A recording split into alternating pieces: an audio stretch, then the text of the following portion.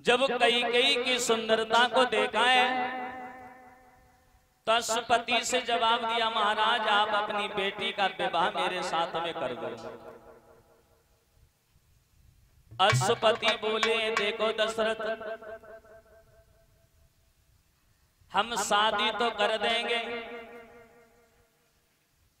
मगर हमारी एक शर्त है, और शर्त इस बात की है कि तुम्हारे घर में तुम्हारी और भी रानियां हैं, मगर हमारी लड़की का जो लड़का हो उसे ही अगर राज्य मिले, वो ही अगर राजा बने तो हम शादी जरूर कर देंगे। तो दशरथ ने उनसे ये कहा था कि देखो महाराज, तुम्हारी लड़की का जो लड़का होगा हम उसे ही राजा बनाएंगे। लेकिन बाद में वो आन के पीछे फंस गए थे, तभी तो राम का जब राज तिलक हुआ था तो भरत को ननिहाल में भेज दिया गया था। कैकेयी के साथ में शादी हुई है। इस तरीका से ये दशरथ के घर में जो 3 रानियां थी, यही पटरानियां। शादी होने के बाद धीरे धीरे समय बीता, फिर दशरथ के घर में एक लड़की पैदा हुई, बिटिया। वो भी सुमित्रा के गर्भ से। और उस लड़की को राजा रोमपाद ने गोद ले लिया था,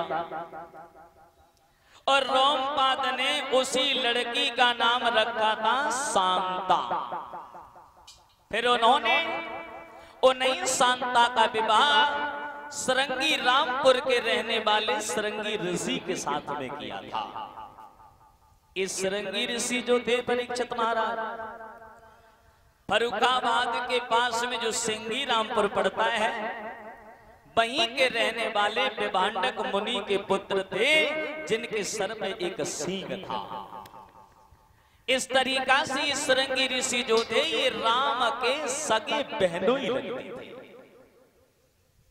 मगर जब लड़की पैदा हुई है तो रावण को और भी चिंता बढ़ गई। सोचने लगा अब दशरथ के घर में तो संतान भी होने लगी है, और इनके घर में जो लड़का पैदा होगा उसी से हमारी मौत निश्चित हो जाएगी।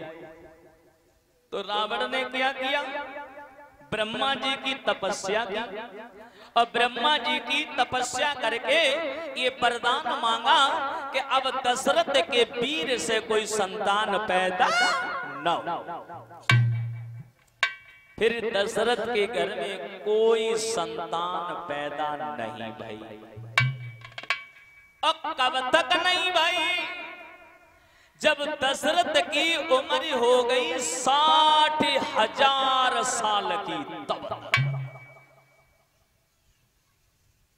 क्योंकि मैंने बताया था कि सतयुग त्रेता में हर आदमी की उम्र हजारों साल की होती थी। एक बार दशरथ को बहुत ज्यादा चिंता हुई। एक बार तो काहे की भाई, तुलसीदास ने ये लिखा कि एक बार और दशरथ मन माही, और भाई है गिलानी मेरे सुतना।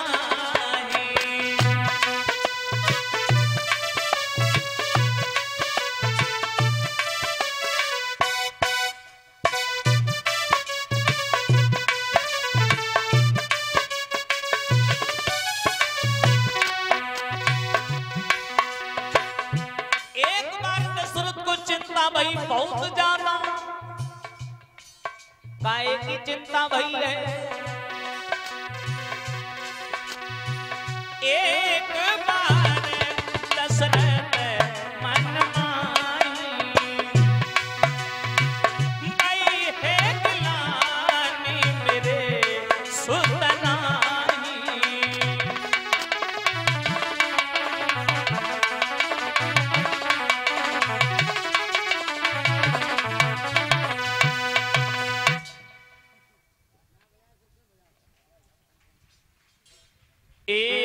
बार दशरथ मन माही, और भई है गिलानी मेरे सुत नाही। एक बार दशरथ को बहुत ज्यादा चिंता वही कि मेरे घर में कोई बालक नहीं है। अब शंका इस बात की बन गई है कि भाई दशरथ को एक ही बार चिंता ज्यादा क्यों, भाई चिंता बार बार क्यों नहीं भाई? भाई चिंता तो रोज होनी चाहिए थी क्योंकि घर में कोई बालक नहीं था। और अगर एक ही बार चिंता ज्यादा भाई तो वो कौन सी बार को भाई व इतवार को भाई के वो सोमवार को भाई। तो देखिए दशरथ को उस दिन चिंता बहुत ज्यादा भाई। जब दशरथ एक दिन शिकार करने के लिए गए और शिकार करते करते जंगल में बहुत दूर निकल गए, एक हिरन का पीछा करते करते अकस्मात वो हिरन खड़ा हो गया।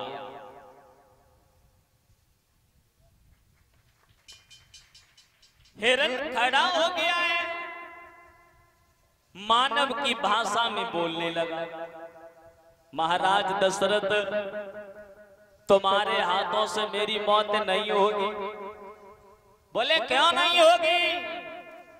तो हिरन बोला महाराज हमें एक वरदान मिला है। बोले कौन सा? सुनो।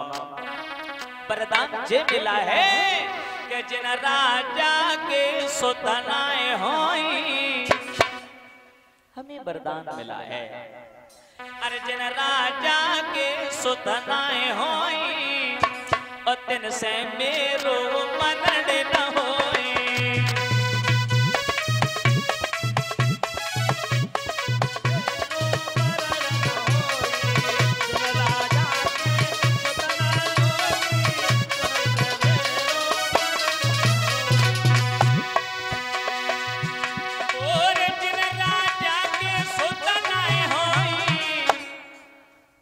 मुझे यही वरदान मिला है, और दिन से मेरो मरण न होए, दिन से मेरो मरण न होए।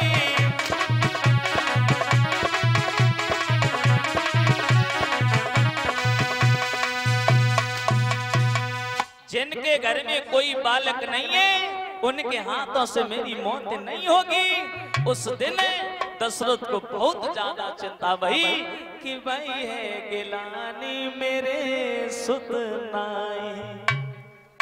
बोले मेरे घर में कोई संतान नहीं है। और इसी चिंता ही चिंता में दशरथ बैठे हुए थे। अकस्मात वहां गुरु वशिष्ठ पहुंच गए। वशिष्ठ जब आए, वशिष्ठ ने जब दशरथ को चिंता में बैठा देखा, पूछने लगे कि भाई दशरथ क्या बात है, आज तुम इतनी बड़ी चिंता में क्यों बैठे हो? क्योंकि चिंता करना सबसे ज्यादा गलत होता है। चिंता और चिता में सिर्फ एक बिंदु का ही फर्क होता है। चिता मुर्दा को जलाती है और चिंता जीवित आदमी को खाती है। और तुम्हें चिंता है तो है किस बात की, तुम हमें बताओ। दशरथ बोले गुरुदेव चिंता सिर्फ एक ही बात की है कि अभी तक तो केवल इंसान ही मेरा अपमान करते थे, अब देखो जानवर भी मेरा अपमान करने लगे। क्योंकि भाई ये गिलानी मेरे सुत नाई, मेरे घर में कोई बालक नहीं है।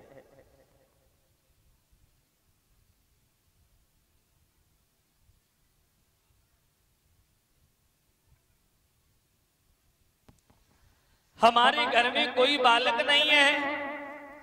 इतने शब्द जब गुरु वशिष्ठ ने सुने हैं तो बोले दशरथ अगर ऐसी बात है तो तुम चिंता करना छोड़ दो, और रही बात संतान की तो तुम्हारे घर में जरूर होगी।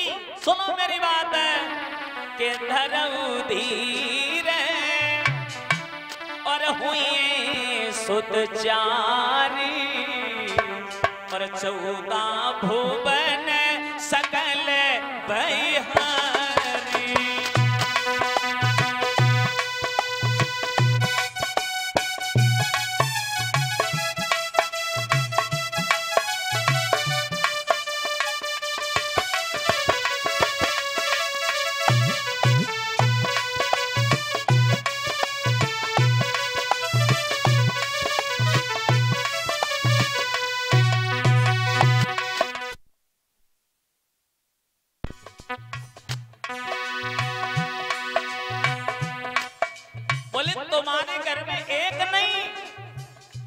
4 बालक होंगे 4। आरे धरऊ धीर हुई सुत चारी, 14 भुवन सकल बलिहारी।